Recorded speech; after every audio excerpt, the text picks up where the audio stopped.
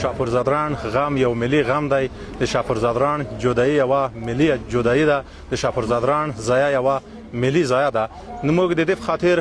دا فاتحې مراسم او داسې مراسم جوړوو چې آینده نسلونو ته دغه وښیو که موږ دلته نه وو بل څوک باید دغه قوم په اتفاق ولري، د ولایت دا هیواد موږ د نړۍ خلکو ته وښیو چې افغانان بې اتفاقه نه دي، افغانان په اتفاق دي. د افغانانو هر درد هره خوشحالي یوه ده. د شاپور مرګ داسې و چې دا موږ سره راټولې کړو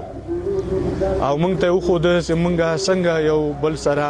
په کرکټ کې یا په هر بخش کې موږ یو بل سره ودرېږو او په یو غم باندې سره شریک غم وبلو. ګرانو عزیزانو، دا داسې غم و چې دا یو د قوم غم نه و، دا د ټول ملت غم و، د ټول ولس غم و.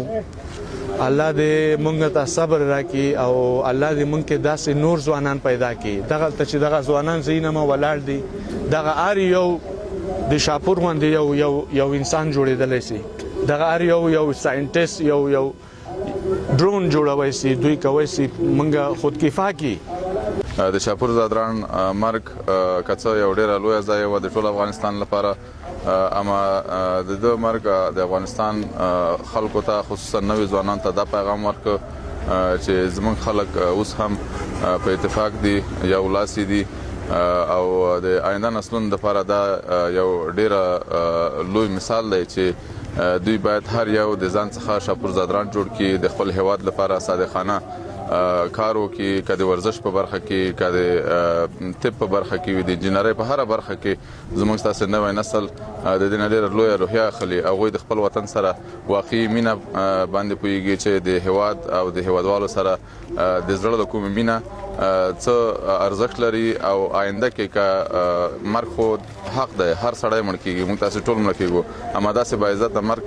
چې یو چاته په برخه کېږي هغه د دې کار دپاره باید زحمت وباسي، د هیواد سره مینه وکړي، د وطن سره مینه وکړي، قهرماني راوړي وطن ته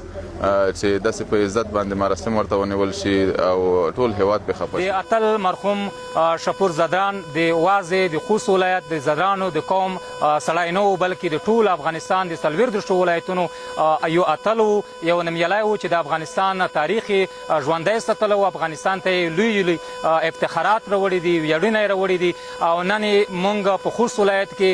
په نادرشاه په نوي کوټ کې په عیدګي جومات کې د زدرانو د ځوانانو او د قومي سپین ږیرو د مشرانو د نیو علما کرامو لخوا